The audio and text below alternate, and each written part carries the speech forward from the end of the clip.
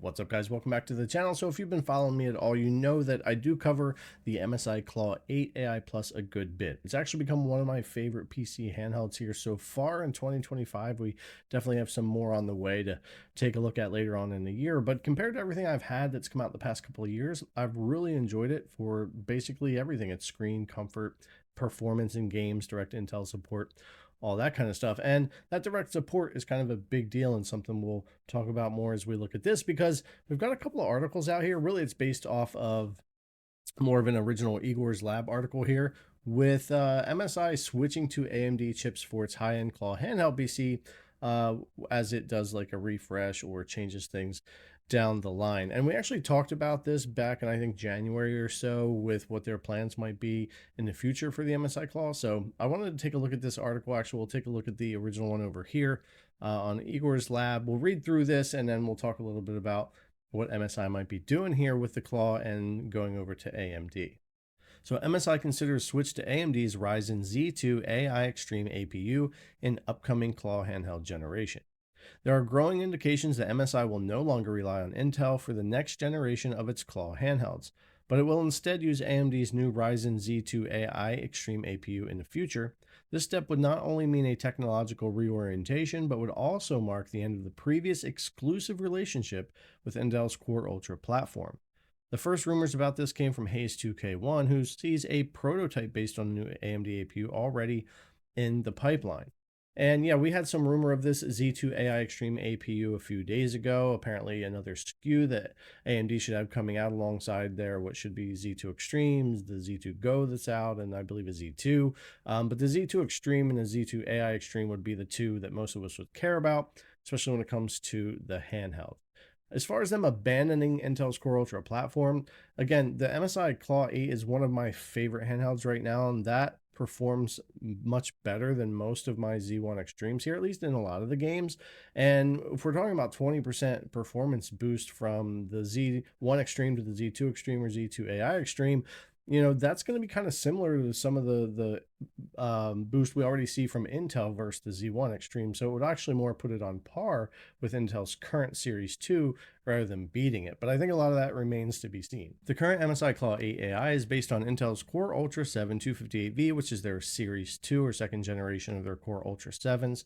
And was one of the first devices to use the Lunar Lake generation. Despite technological innovations and solid performance data, MSI does not seem to have achieved the desired success with the Intel platform, especially in comparison to the competition, which is increasingly relying on AMD. And yeah, again, the performance is there. The direct support from Intel, where we get driver updates very rapidly versus with the Z1 Extreme or any of those devices right now, it is very nice. But Intel has a ways to go to garner back a lot of that kind of base of people that would want to buy Intel for mobile. They just didn't have great performance for a very long time. They really kicked things into gear and re-entered the space last year with the Core Ultra 7. Wasn't that great in smaller devices. It was fine for laptops, and it was a nice out of the gate kind of chip. Now with the Series 2, they really made a lot of strides, and this thing works great in the handheld. They've even recently improved the lower TDP modes, and like I said, most of the time does beat my Z1 Extremes that are sitting here by anywhere from 10, to 15 to 20, 25%, depending on the game and the drivers and all of that already. The rumored new APU from AMD, the Ryzen Z2 AI Extreme, is based on the Zen 5 architecture. It's 8-core, 16-thread, a maximum boost clock of 5 GHz. Graphics unit is the RDNA 3.5 with 16 compute units, integrated NPU for AI workloads, and a TDP range of 15 to 35 watts. This APU was apparently designed specifically for use in handheld gaming devices and should be superior to previous Intel solutions in terms of both efficiency and gaming performance. The integration of a dedicated AI unit is likely to play a role, particularly with regard to upscaling techniques and adaptive performance. It could also come into play with things like the Copilot gaming Microsoft's working on, among other things they're working on with AI for gaming. So having those AI accelerated cores would be important for some things moving forward, so it'll be nice to have them there. As far as the superior efficiency and gaming performance, again, that's something that I want to see when these chips come out, because the current Series 2 and the Claw 8 AI Plus beats the Z1 Extreme by enough to consider, 10 to 20%, as they're kind of mentioning down here, with the Z2 Extreme AI chip. So it'll be interesting to see how all these comparisons go and get my hands on these and really put games side by side and what chips are really doing what with how much TDP and what kind of performance. Because we're really getting into an interesting time, I think, for these handhelds and the tech that's going to drive them, especially now between like 2027 or so. I think we're going to see a lot of cool stuff. But anyway, moving on here, according to unofficial benchmarks, a device with a Ryzen Z2 AI Extreme at 17 watts power consumption should be around 20% faster on average than the Asus ROG Ally X with a comparable TDP. Accordingly, 22 games were tested, however, concrete figures or settings are missing, which sets certain limitations to the classification. Nevertheless, this could be an indicator of a noticeable generation increase, especially with regard to mobility and runtime optimization. And if this is true, this really goes back to something I've been talking about even into last year, where we've been saying the next iteration from AMD, the Z2 Extreme, Z2 AI Extreme, whatever the case may be, depending on the game and drivers and settings and TDP and all of that, is probably going to range 10 to 30% better than the Z1 Extreme. And that's not necessarily that bad. And do it while being more efficient and getting better battery life and really setting us up for that third generation, I think. That's why I say I think things get exciting from here on out. But if we are talking that 10 to 30% and 20% as an average, again, that's kind of where we're already almost falling a lot of the time with the current Intel chip. So it's going to be interesting ones to compare. All right, so MSI has not yet officially confirmed the switch to AMD. However, there is increasing evidence, for example, from earlier leaks from around CES 2025. It is therefore very likely that MSI is working on a new claw model with AMD technology. Whether this is a completely different platform commitment or just an additional model remains to be seen.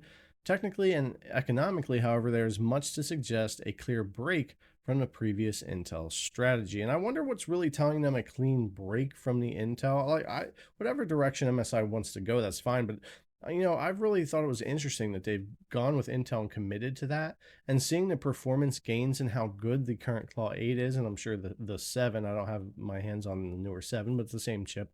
Again, maybe it's a sales thing and the Intel reputation that they're working on, and they really need to gain back a lot of trust when it comes to like the whole mobile performance thing, because they just weren't there for so long, but they really are getting there now. So I just don't know that it would be a complete abandonment of Intel and switch to AMD. I really foresee this as more of an adding, like the current AI Plus that you see now. I really think they're just going to take that and put the new AMD chip kind of in that design and offer Intel and AMD. Maybe that won't be the case, but I think it will be, unless they're just going to walk away completely, and then we won't have any mainstream quote unquote big name brand Intel necessarily, especially here in the States, that you can go grab at the store or a Best Buy or whatever the case may be oftentimes with these. But anyway, if the rumors prove to be true, MSI should not only make a technological sensible decision by using the Ryzen 2 AI Extreme APU, but also position itself better strategically in the handheld market.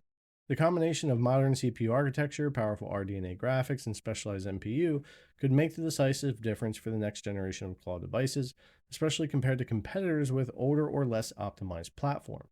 The coming months should show whether speculation will become reality and how Intel will react. And again, I think we're just going to see another model, at least this time around this year, announced with the new AMD chip, and just offer both to people. They haven't had stock of the Intel one hardly at all to begin with. It's been difficult for everyone to get their hands on, and so it's going to be interesting. And they're launching a new white model here in the USA. Best Buy, I suppose, have pre-orders and stuff like that. It's kind of crazy how MSI handles some of these launches, but it'll be interesting to see. I don't know. Do you guys think they're going to abandon Intel completely and just go AMD? I really hope they don't.